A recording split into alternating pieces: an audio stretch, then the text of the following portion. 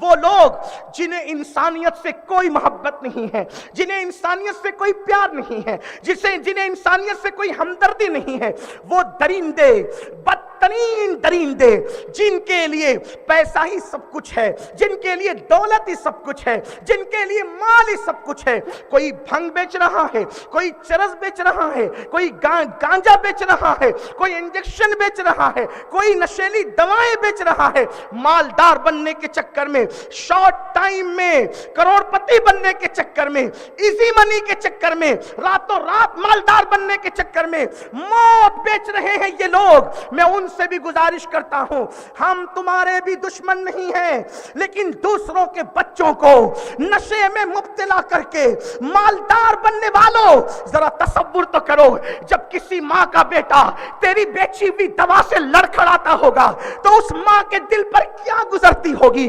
جیسے تو کسی کے بیٹے کو نشے کی دوا دے کر کے اس کو موت کے منہ میں ڈھکیل رہا ہے، اگر اسی کی جگہ تیرا بچہ ہوتا تو تیرے دل پہ کیا گزرتی؟ اسی کی جگہ تیرا پوتا ہوتا تو تیرے دل پہ کیا گزرتی؟ او نشے کی چیزیں بیچ کر کے قوم کے جوانوں کو موت کے منہ میں ڈھکیلنے والوں، یاد کرو ایک دن اللہ کی عدالت ہوگی، خدا کی عدالت ہوگی، تمہیں بھی مرنا ہے، خدا کو منہ دکھانا ہے۔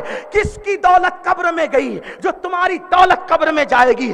حلال کمانے والے اپنی دولت ساتھ نہ لے جا سکے، تم موت بیچ کر کے، تم لوگوں کو موت کے منہ میں ڈھکیل کر کے یہ حرام کی کمائی کیا ساتھ لے کر کے جاؤ گے؟ تم ساتھ نہیں لے جاؤ گے۔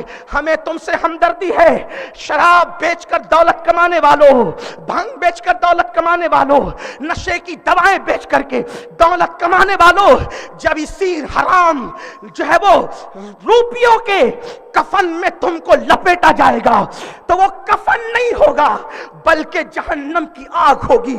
اللہ اکبر۔ دوسروں کی خوشی چھیننے والوں، جو دوسروں کی خوشی چھینتا ہے، قدرت کبھی اس کو تبسم عطا نہیں کرتی، قدرت کبھی اس کو خوشیاں عطا نہیں کرتی۔ ارے نادان، تمہیں دولت ہی کمانا ہے، تم موت بیچ کر دولت کیوں کما رہے ہو؟ دولت تو لوگ ناچ کر بھی کما لیتے ہیں، دولت تو لوگ جسم بیچ کر بھی کما لیتے ہیں۔ اگر تمہیں دولت سے اتنا ہی پیار ہے تو سنو، انسان کی زندگی تو فٹ پاتھ پر بھی گزر جاتی ہے، لیکن تم اپنے حرام دولت کے اس روپیے سے نرم گدے تو خرید سکتے ہو، لیکن سکون کی نیند کبھی خرید نہیں سکتے۔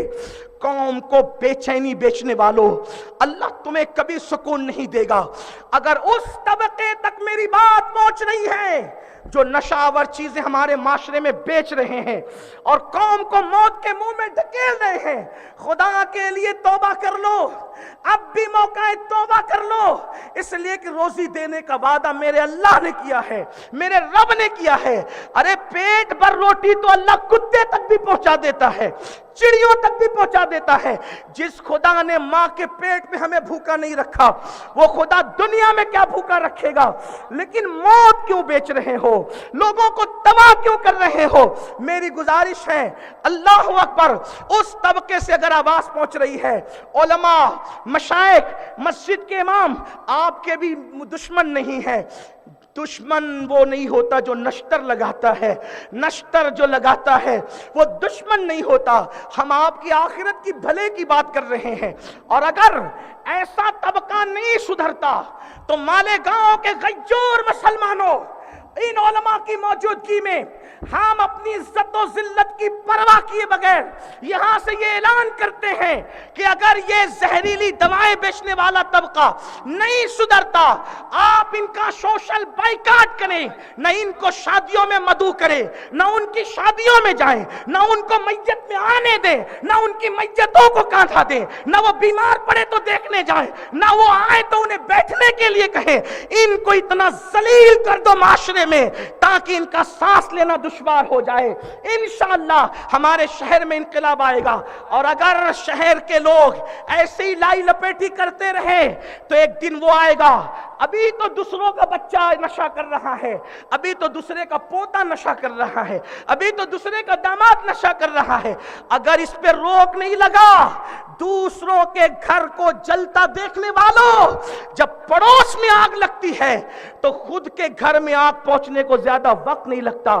اگر پڑوسی کا بچہ نشہ کر رہا ہے، ہوشیار ہو جاؤ، ہوش میں آ جاؤ، ہوش کے ناخن لے لو، اب بھی کھڑے ہو جاؤ نشے کے خلاف، پورا شہر کھڑے ہو جائے۔ اور میرا یہ ماننا ہے کہ اللہ نے گنبد و مینار کے میرے شہر مالیگاؤں میں اتنی غیرت پیدا کی ہے کہ جب یہ شہر کسی تحریک کو لے کر کے اٹھ کے کھڑا ہوا ہے تو پھر وہ تحریک ہمیشہ کے لیے کامیابی سے ہمکنار ہوئی۔ ہمیں یہ کام کرنا ہوگا، بالخصوص شہر کا سیاستداں طبقہ یہاں موجود ہے۔ میں ہاتھ جوڑ کر ان سے گزارش کرتا ہوں کہ اس سوشل بائیکاٹ میں وہ بھی ہمارا ساتھ دیں۔ شہر کا مذہبی طبقہ جو مسجد کے امام ہیں، ان کے یہاں نکاح پڑھانے نہ جائیں، ان کے یہاں جنازہ پڑھانے نہ جائیں۔ کیا ہوگا؟ جب ان کی میت سسکتی پڑی رہے گی تب لوگوں کو پتا چلے گا کہ مجرموں کا انجام کیا ہوتا ہے، مجرموں کے ساتھ سلوک کیا ہوتا ہے۔ یاد رکھنا، اسلام ہمدردی کا مذہب ہے، اسلام محبتوں کا مذہب ہے، لیکن اگر سدھارنے کے لیے کوئی باپ اپنے بچے کو تماچا مارے تو اس باپ کو ظالم نہیں کہتے، بلکہ تماچا تربیت کا حصہ ہے۔ تو جہاں تماچا فساد کے لیے مارا جائے ہم اس تماچے کی مخالفت کرتے ہیں، جہاں تماچا مستقبل کو سنوارنے کے لیے مارا جائے ہم اس تماچے کو سلام کرتے ہیں۔ آپ میں کے بے شمار لوگ ہوں گے جنہوں نے تماچے کھائے ہیں، لیکن کوئی پروفیسر بنا، کوئی ڈاکٹر بنا، کوئی عالم بنا، کوئی انجینئر بنا، کوئی قوم کا معمار بنا۔ کس نے بنایا؟ محبتوں نے نہیں، اس تماچے نے بنایا۔ تو اگر کوئی تماچا کسی کو معمار بناتا ہے تو ہم اس تماچے کو مٹھائیوں سے زیادہ اہمیت دینا چاہتے ہیں تاکہ قوم کو سدھارا جائے۔ ایک تو یہ بات ہوئی۔